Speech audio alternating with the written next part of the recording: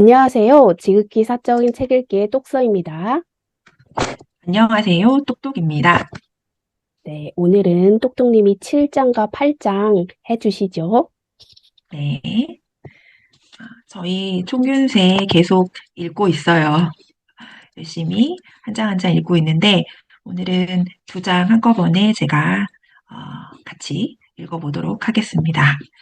어, 저번 주에 우리 읽었던 장하고 연계가 되는 내용이고, 이 농경에 대한 내용이 계속 나와요. 7장하고 8장에는. 그래서 그 내용들과 연계해가지고 저번 주에 했던 내용들과 연계해서 말씀을 드리도록 하겠습니다. 저번 주에도 말씀드렸던 것처럼 이 총균세의 첫 번째 시작은 왜 지역적으로 시간차를 두고 문명이 발달했을까라는 것이 시작이었잖아요. 그래서 농경 시작의 시점의 차이가 결국 문명 발달의 차이를 가져왔다는 것도 지난 시간의 결론이었습니다. 이번 장에서는 그러면은 이렇게 농경의 시작이 문명 발달의 차이를 가져왔는데, 그러면 초기 농경민들은 그 많은 식물들 중에 어떤 식물들을 선택해서 작물화하였을까라는 질문에 대한 답으로 시작을 해요. 그래서 이 뭐 그 중에 뭐 잘 크는 식물도 있었을 거고 잘 크지 않은 식물도 있었을 거고, 또 그 이전에는 그 우리가 들판을 상상해 보면 수많은 식물들이 자라고 있는데 그 중에서 대체 어떤 기준으로 그 종자를 가지고 와서 심었을까? 이런 의문들이 생길 수 있잖아요. 근데 거기서 책에서는 이렇게 답을 합니다. 처음에는 당연히 그 시각적인 것으로 선택을 한 거예요. 그래서 열매가 굉장히 크게 열리면 큰 것이 작은 것보단 이익이니까 큰 것을 선택했고, 또 먹어보고 좀 맛있는 것을 선택했고, 이게 과육의 양과 열매의 크기는 비슷한 거죠. 근데 과육의 양은 좀 다른 게 종자의 차이가 있어요. 그래서 이 열매는 큰데 그 안에 씨가 엄청나게 크면 그것도 불리한 거잖아요. 그러니까 그런 거는 선택을 안 하고, 그 다음에 또 여기 이 열량을 얻기 위해서 열매에 기름 같은 것들이 많이 포함되어 있는 거, 그리고 그 이 길이 같은 것들, 이런 것들로 선택을 했다고 합니다.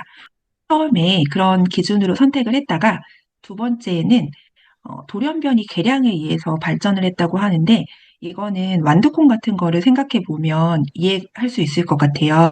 그래서 식물의 입장에서 종자를 널리 퍼뜨리려면 이 완두콩에 있는 꼬투리, 이 외피를 빨리 터뜨려야 되는 거예요.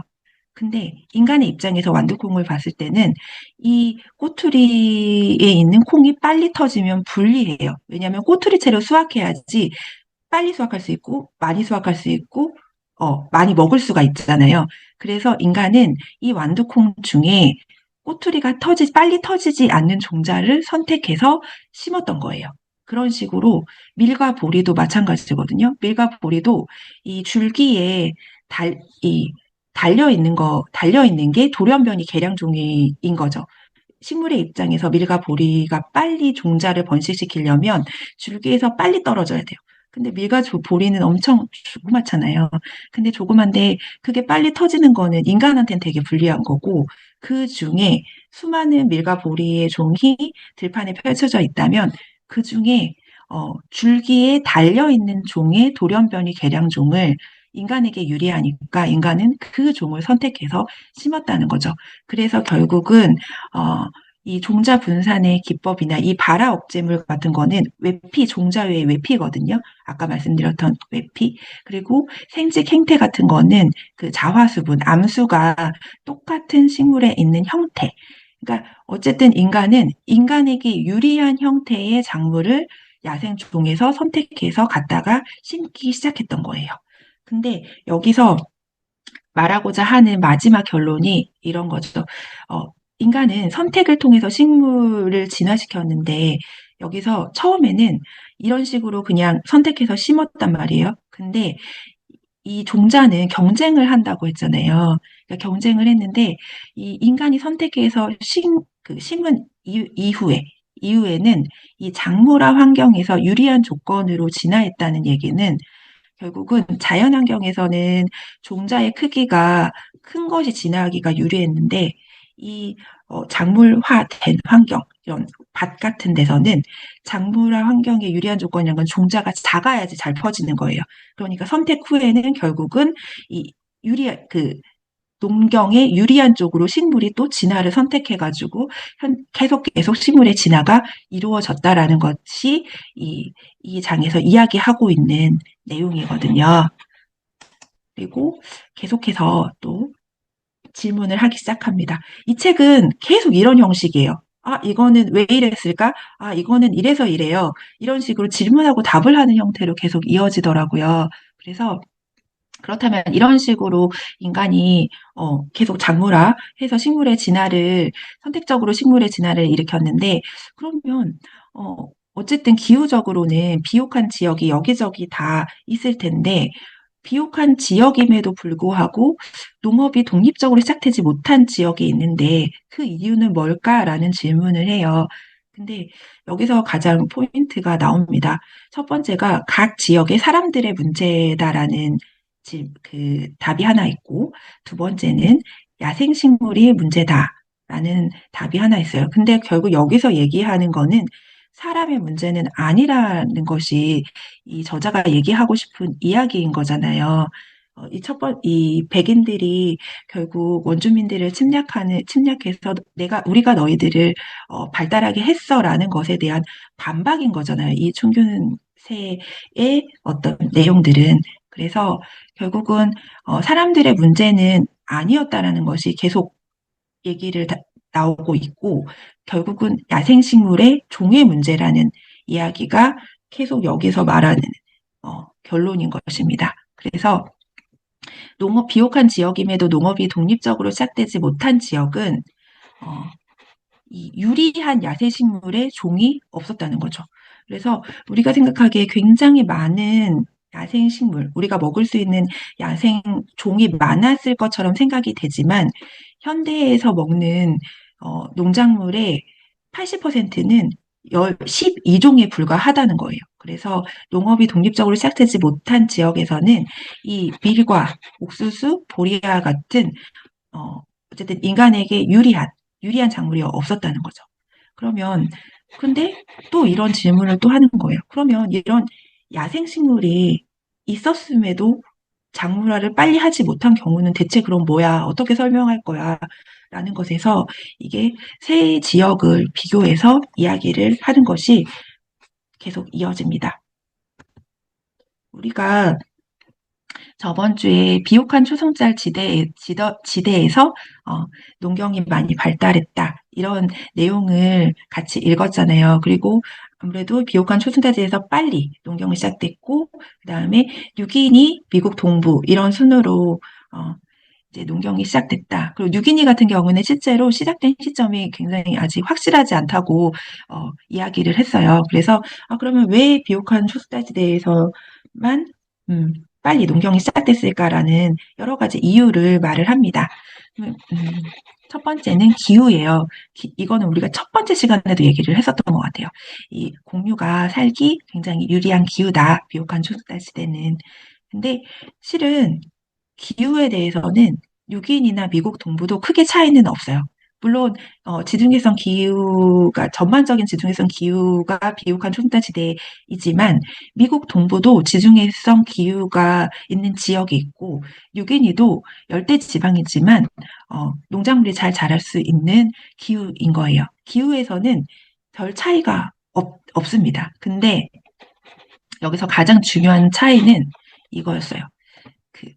유기니는 아까 말한 그 12종의 공류 중 단 한 종도 야생식물이 없었던 거예요. 그러니까 유리한 식물이 없었던 거죠. 이 차이가 가장 큰 차이였고요. 그리고 미국 동부는 공류가 있기는 있었어요. 있기는 있는데 이 종자가 인간에게 유리한 종자가 아니었어요. 미국 동부에서 말하는 씨앗작물은 종자가 굉장히 작아서 발화가 어렵거나 알레르기를 일으키는 종자여가지고 이것이 인구가 촉발되기에 충분한 양을 수확할 수 없었던 그런 불리한 점이 있었습니다. 그리고 이 가축에 대한 얘기도 우리가 계속 했잖아요. 가축이 없었다는 얘기. 근데 이 비옥한 초승달지대에는 어, 야생조상, 포유류의 야생조상도 식물처럼 굉장히 다양했고, 그래서 가축화가 빨리 이뤄졌고, 그리고 뉴기니랑 오스트레일리아는 대형 포유류가 없었다고 우리가 전에도 공부를 했었잖아요. 그래서 가축화할 수 없는 대형 포유류가 없다는 불리한 점이 있었다. 근데 미국 동부에 대해서는 어, 이 저희가 읽은 장에서는 이 어, 가축할 수 있는 포유류, 뭐 가축에 대한 언급은 나오지 않는데 아마 추측컨대 없지 않았을까라고 그냥 제가 생각하는 거예요. 언급을 제가 다 찾아봤는데 비교하는 그 장에서는 가축에 대한 이야기는 나오지는 않더라고요. 그래서 결국 이 세 가지 지역을 비교해 봤을 때 비옥한 초전자 지대가 유리했던 점은 야생 동식물이 풍부했다라는 그런 점입니다. 근데 거기서 또 하나 중요한 점은 유리한 식물이 많아야 돼요. 예, 그냥 많다고 우리가 인구가 늘어나고 사회가 발전하는 게 아니고 인간에게 유리한 식물의 종이 많았어야 되는 게 발전의 가장 중요한 이유였던 것 같습니다. 그래서 계속 얘기가 좀 반복되기는 하는데 결론은 이거예요. 식량 생산의 시기가 다른 점은 그 지역의 사람들과는 관련이 없다. 그 지역의 사람들은 모두 다 자기네 지역에 어떤 식물들이 자라고 있는지 다 잘 알고 있는 똑똑한 사람들이라고 이야기를 하고 있습니다. 근데 차이는 단지 그 지역에 유용하게 작물화할 야생 동식물이라는 거는 단백질과 열량이 높고 한 해살의 식물, 재배하기 쉬운 작물의 종의 수에 달려 있다라는 것이 7장, 8장의 결론인 것 같아요. 그래서 제가 이 장을 읽고 나서 241페이지에 사실 한 대륙 전체 또는 적어도 수백 개의 경쟁적인 사회가 공존하고 있는 넓은 지역을 보았을 때 그중 어떤 사회는 혁신에 대해 더 관용적이며 또 어떤 사회는 더 저항적이다라는 말이 나옵니다. 이게 이제 농경에 대한 그 받아들인 부분에서 나오는 거예요. 그 다른 지역에서 농작물을 재배해서 그게 우리 사회로 들어왔을 때 어떤 사회에서는 그거를 잘 받아들여서 발전을 했고 어떤 사회는 제대로 받아들이지 않아서 발전이 느렸고 이런 내용에서 나오는 부분인데 그래서 어, 이 부분을 읽고 저는 저의 혁신에 대해서 저 개인의 혁신에 대한 생각을 좀 했거든요. 나의 혁신이 뭔가 음, 이 혁신을 하지 않는다면 결국은 발전이 없는 거잖아요. 그러면, 아, 나는 발전하지 않을래. 발전이 뭐가 필요가 있어라고 생각할 수도 있지만, 저는 그래도 발전을 하고 싶은 사람 중에 하나니까, 그럼 나는 어떤 부분에서 혁신을 하고 있나라고 생각했을 때, 음, 제가 불편한 것들에 대한 어떤 어, 도전? 이런 것들이 모여서 나의 혁신의 계기가 되지 않나라는 생각을 했습니다. 그래서 실은 그 불편함이라는 게 큰 건 아닌데 사소한 거예요. 저희가 이 스터디를 하는 것도 새벽 6시에 하기 때문에 어쩌면 이거는 편하지 않은 거잖아요. 예, 그런 것에 대한 것들.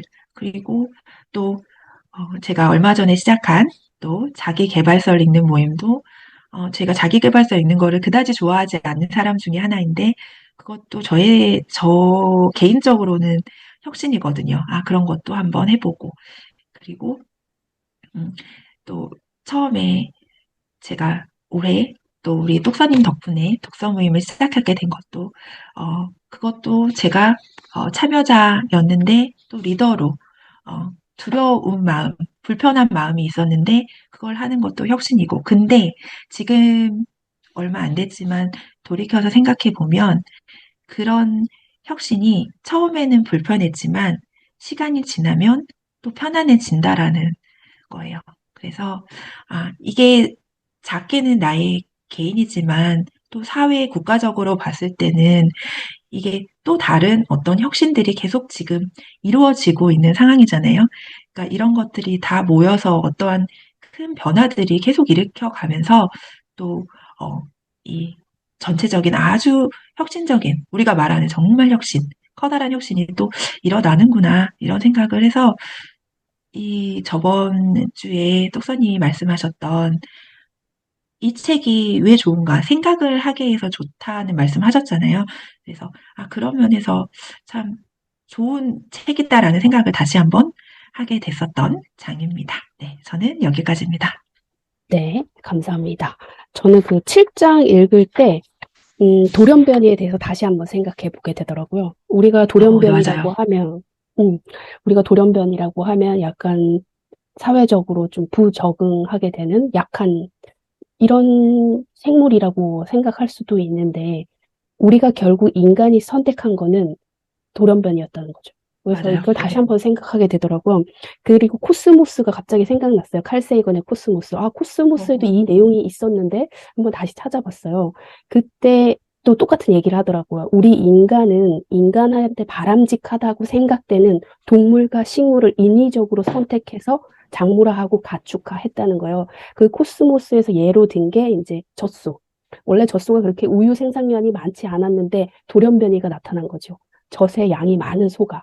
그 소를 계속 기르다 보니까 그 젖소가 나오게 된 거예요. 그리고 여기 총균쇠도 마찬가지고 완두콩도 그렇고 우리가 먹는 곡물들도 다 돌연변이였다는 거. 네. 그러면서 한번 돌아봤어요. 우리가 지금 어떻게 생각하고 있나. 돌연변이라는 건 결국에 유전자의 변이가 발생한 거잖아요.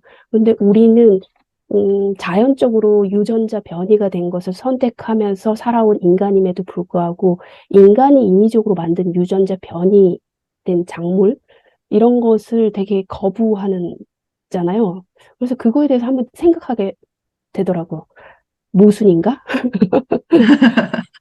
모르겠어요. 그쵸? 근데 어차피 우리는 돌연변이를 선택해서 그들을 진화시켜 온 개체인 거예요, 인간은. 그래서 그거를 네. 받아들이면 우리가 지금 하고 있는 행동이 어, 그렇게 부자연스럽다고 생각되지가 않아요. 그러니까 수천 년간 계속 해온 행동을 지금 기술로서 단시간 내에 하다 보니까 약간 거부 반응이 있는 것뿐이지 우리 인간은 오랜 세월간 계속 그렇게 돌연변이를 개량하고 작물화해 왔다라는 것이 다시 음, 한번 보여가지고 재밌게 읽었고요. 그리고 8장에서는 저는 그 사피엔스가 생각났어요. 그 읽으면서 8장에서는 그때 수렵 채집인들이 얼마나 그 감각이 뛰어났는지 사피엔스에서 음, 설명했던 부분이 있어요. 굉장히 눈이 좋아서 멀리 내다볼 수도 있고, 귀가 좋아서 아주 작은 소리도, 미세한 작은 소리도 들을 수 있고, 그리고 굉장히 빠르고, 막 이런 감각들이 발달했던 그 구석기인들. 그런데 농경이 시작되면서부터 그런 감각들이 많이 죽었다라는 표현이 있는데, 여기에선 총균세에서는 이런 내용이 있더라고요. 우리 인간이 작물화 하는데 얼마나 어, 노력을 들였느냐 하면은 아까 작물화 하는데 그 지역은 사람은 상관없다라고 말씀하셨던 부분에서 나왔던 내용이에요. 이제 구석기인들이 우선 인간은 생존을 위해서 살아간다라고 지난번에 결론을 내렸잖아요. 생존하기 위해서 먹거리를 찾아다니다 보니까 그쵸. 어떤 게 먹을 수 있는 건지 빠삭한 거예요. 그쵸. 그래서 이 어느 시대에 살았던 구석기인들도 마찬가지. 자기가 먹고 살기 위해서는 알아야 돼요. 그래서 걸어 다니는 자연 백과사전이었다고 얘기를 하더라고요.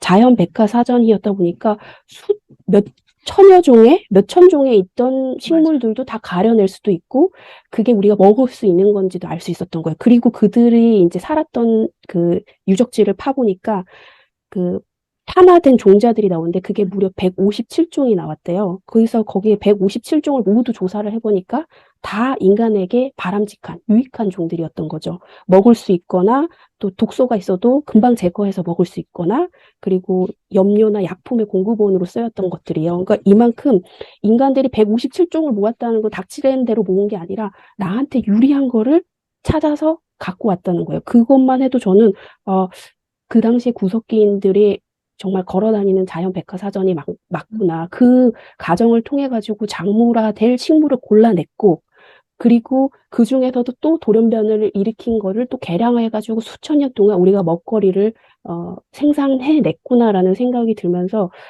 지금 당시에는 그들이 미개해 보인다라고 생각할 수도 있는데 전혀 아니었다. 인간의 문제는 정말 아니었고 음, 그 지역에서 나타난 작물들, 야생 식물들이 어떤 종이었느냐에 따라서 정말 지금의 삶, 어디 나라가 어느 지역이 잘 살고 못 살고가 결정됐겠구나라는 걸 보면서 이런 생각이 들더라고요. 그 지역에서 태어난 사람은 자기가 노력하지 않아도 그냥 편안하게 살 수 있었고, 그리고 부를 이룩한 나라가 될 수 있었고, 그렇지 못한 나라는 유기니에서처럼 이 알리가 질문했던 것처럼 왜 우리나라는 이렇게 못 사는가라고 질문하는 사람이 될 수밖에 없었겠구나 하는 생각이 들어요. 그러니까 사람의 문제는 아니다. 그 지역이 작물화, 가축화된 동식물의 문제였다라는 걸 돌아보면서 그거는 인간의 노력으로 되는 건 아니다. 한편으로는 약간 무기력해지기도 하는 답이 될 수도 있지만 지금은 또 그게 아니잖아요. 지금 세상은. 아까 혁신에 대해서 말씀을 하셨는데 그러면 내가 할 수 있는 그걸 찾아야 될 것 같아요. 내가 할 수 있는 혁신 진짜. 인간이 할 수 없는 거는 어쩔 수 없고 할 수 있는 거를 할 수 있는 시대가 됐잖아요. 지금은. 그걸 찾았으면 하는 바람이. 다음 주에 봐요.